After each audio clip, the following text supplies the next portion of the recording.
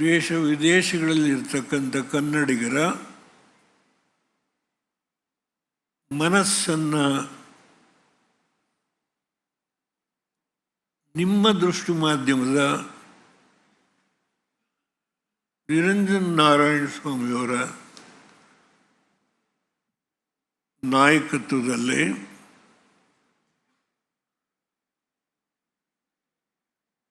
ಜಯಪ್ರಕಾಶ್ ಶೆಟ್ಟರ ಸವಿ ನುಡಿಗಳು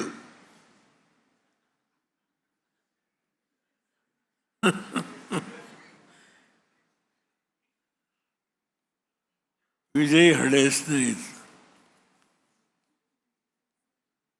ನಿಮ್ಮೆಲ್ಲರ ಶ್ರಮ ಐಕ್ಯತೆ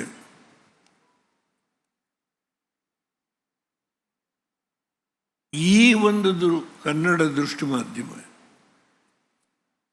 ದೊಡ್ಡ ಕನಸು.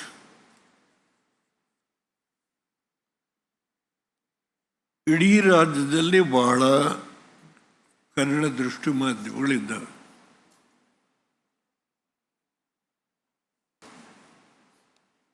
ಒಂದು ಒಳ್ಳೆ ಕಾರ್ಯಕ್ರಮ ಮಹಾಭಾರತ.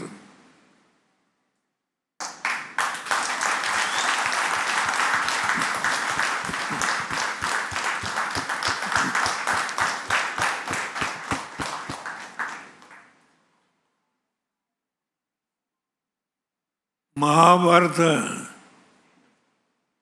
ಅದು ಕೇವಲ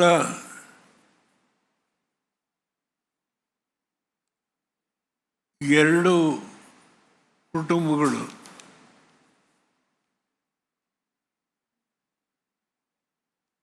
ಇಡೀ ಮಹಾಭಾರತದ ಸಾರಾಂಶ.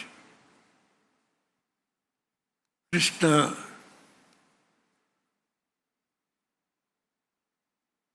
ಯಾವ್ಯಾವ ಪಾತ್ರ ನಿರ್ವಹಣೆ ಮಾಡಿದ್ರು ಅನ್ನೋದ್ರ ಬಗ್ಗೆ ವಿಶ್ಲೇಷಣೆ ಮಾಡೋದು ಬೇಡ.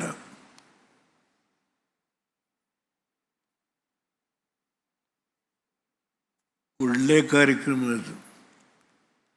ಸರ್ವಕಾಲಕ್ಕೂ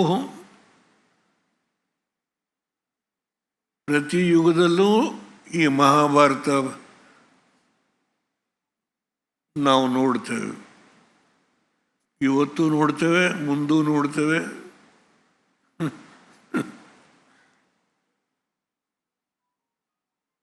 ಅವತ್ತು ಬರೀ ಕೇವಲ ಕೌರವರು ಪಾಂಡವರು ಎರಡು ಕುಟುಂಬಗಳ ಹೋರಾಟ. ಇವತ್ತೇನು ನೋಡ್ತೀವಿ, ಮುಂದೂ ಅಷ್ಟೇ. ಅದರಿಂದ ಇದು ಸದಾ ಕಾಲಕ್ಕೆ ನಡೆಯುತ್ತೆ. ಒಳ್ಳೆ ಕಾರ್ಯಕ್ರಮ. ಹೆಸರನ್ನು ನೀವು ನಿರಂಜನ್ ನಾರಾಯಣ್ ಹೇಗೆ ಆಯ್ಕೆ ಮಾಡಿದ್ರೆ ಗೊತ್ತಿಲ್ಲ ನನಗೆ. ತುಂಬ ಧನ್ಯವಾದಗಳು. ಕಾರ್ಯಕ್ರಮ ನಡೆಸ್ಕೊಡೋದು ಸ್ಮಿತಾ ಮೇಡಮ್ ಅಂತ ಸರ್, ಅಲ್ಲೇ ಇದ್ದಾರೆ. ಅವರೇ ಮಾಡ್ತಾರಂಥದ್ದು ನಂಬರ್ 1 ಶೋ ಈಗ ಅದು. ಅದರಿಂದ ನಾನು ತುಂಬ ಮಾತನಾಡಬಲ್ಲೆ. ಈ 10,000 ಕೋಟಿ ಈಗ ನಾನು ಸಕ್ರಿಯ ರಾಜಕಾರಣದಲ್ಲಿ ಇಲ್ಲ. 92 ವೀಲ್ ಚೇರ್ ಮೇಲೆ ಬರಬಾರ್ದು ಅಂತ ಹೇಳಿ ನಡ್ಕೊಂಡೇ ಬಂದೆ.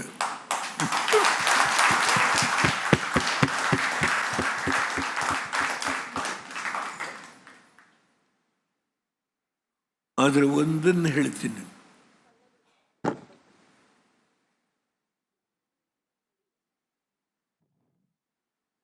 ದೇವೇಗೌಡರ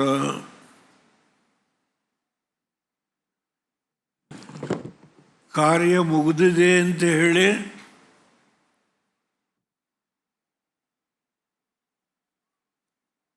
ಯಾರೂ ಭಾವಿಸಬಾರ್ದು.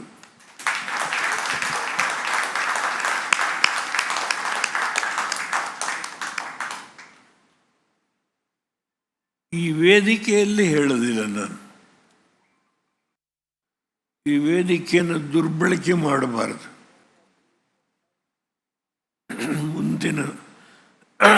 ಮುಂದಿನ ದಿನಗಳಲ್ಲಿ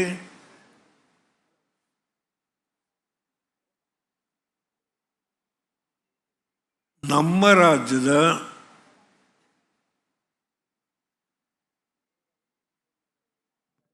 ಶ್ರೇಯೋಭಿವೃದ್ಧಿಗೆ ಇನ್ನ ಮಾಡಬೇಕಾದ ಕೆಲಸ ಇದೆ.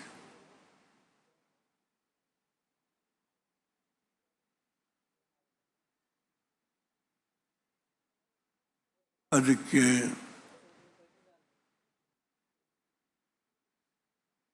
ಕಾಲ ಕಾಯಬೇಕು, ಕಾಲ ಪಕ್ವವಾಗಬೇಕು.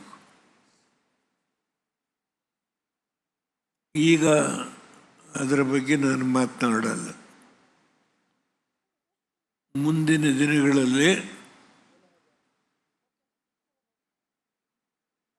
ಏನು ಮಾಡಬೇಕು ಅನ್ನೋದ್ರ ಬಗ್ಗೆ ಅವಶ್ಯಕ ಆ ಸನ್ನಿವೇಶ ಬಂದಾಗ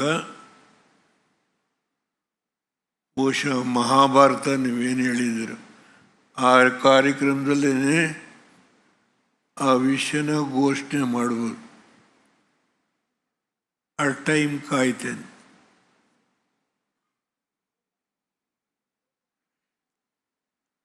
ಕಾಲ ಪಕ್ವವಾಗಬೇಕು.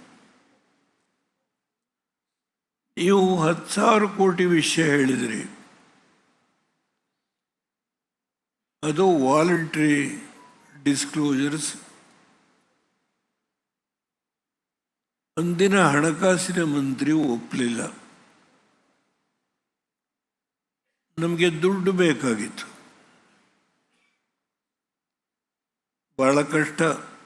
ನಾನು ಪ್ರಧಾನಮಂತ್ರಿಯಾಗಿ ಅಧಿಕಾರ ವಹಿಸ್ಕೊಂಡಾಗ ಒಂದು ಸಣ್ಣ ನಿದರ್ಶನ ಕೊಡ್ತೇನೆ. 17,800 ಕೋಟಿ ನಮ್ಮ ದೇಶಕ್ಕೆ ಕ್ರೂಡ್ ಆಯಿಲು ಪೆಟ್ರೋಲ್ ಕೊಟ್ಟಂಥ ಒಪೆಕ್ ಕಂಟ್ರೀಸ್ ಅವರಿಗೆ 17,800 ಕೋಟಿ ಕೊಡಬೇಕಾಗಿತ್ತು.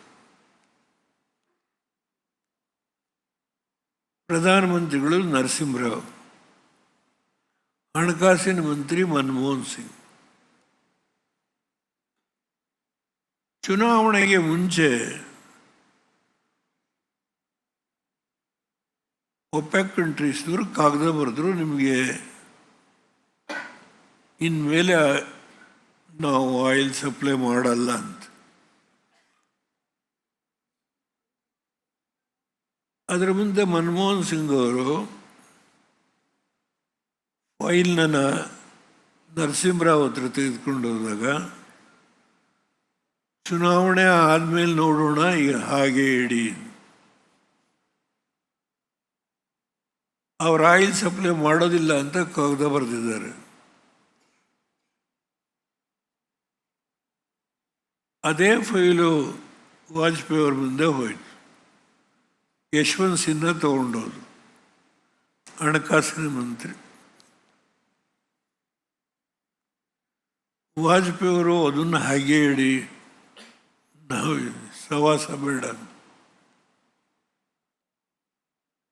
ನಾನು ಪ್ರಧಾನಮಂತ್ರಿ ಆದ ಮಾರನೇ ದಿನ ಪೆಟ್ರೋಲಿಯಂ ಸೆಕ್ರೆಟರಿ ಕೇಲ್ಕರ್ ಅಂತ ಫೈಲ್ ನನ್ನ ಮುಂದೆ ತಂದು,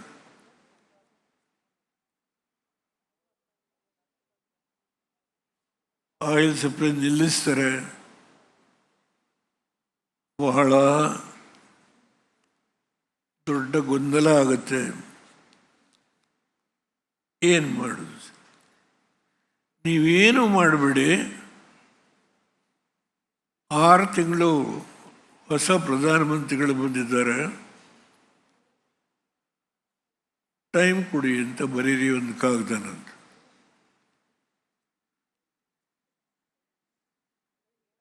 ನೀವು ಬರೀರಿ ಅಂತ. ಚಂದ್ರಶೇಖರ್ ಸರ್ಕಾರ 4 ತಿಂಗಳಲ್ಲಿ ಹೋಗಿತ್ತು.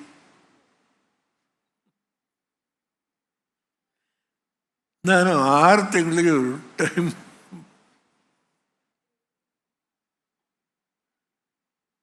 ಹೇಗೆ ಸನ್ನಿವೇಶಗಳು ಒಬ್ಬ ವ್ಯಕ್ತಿ ಒಂದು ಸ್ಥಾನದಲ್ಲಿ ಕೂತಾಗ ಒದಗಿ ಬರುತ್ತಿರೋದಕ್ಕೆ ನಾನಿಲ್ಲಿ ಈದ್ಗಾ ಮೈದಾನದ ಸಮಸ್ಯೆ ಬಗೆಹರಿಸಿದ್ದೆ.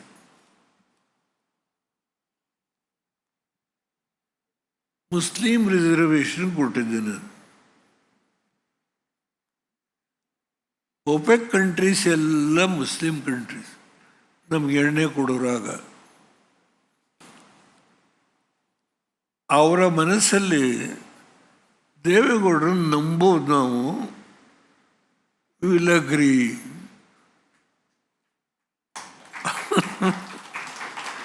ಹೇಗೆ ಕೂಡಿ ಬರುತ್ತೆ ನದಿ.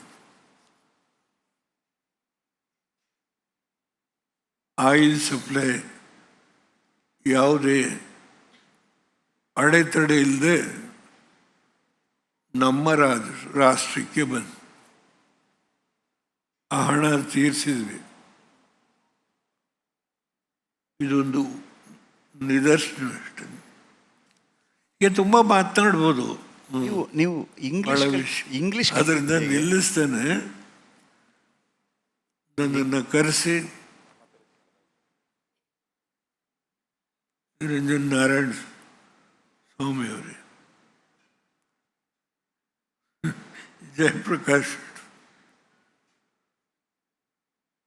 ಈ ಕಡೆ ವಿಜಯ್, 1 ಗಂಟೆ ಚರ್ಚೆ ನನ್ನ ಒಪ್ಸೋದಕ್ಕೆ.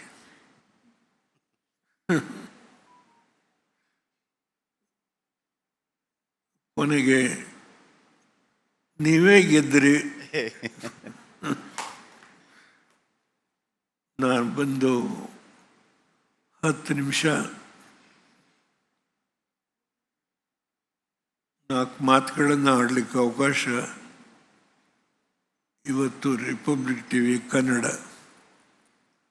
1 ವರ್ಷ ಯಶಸ್ವಿಯಾಗಿ ಪೂರೈಸಿದರೆ ಈ ಸಂದರ್ಭದಲ್ಲಿ 4 ಮಾತನಾಡಲಿಕ್ಕೆ ಅವಕಾಶ ಮಾಡಿಕೊಟ್ರೆ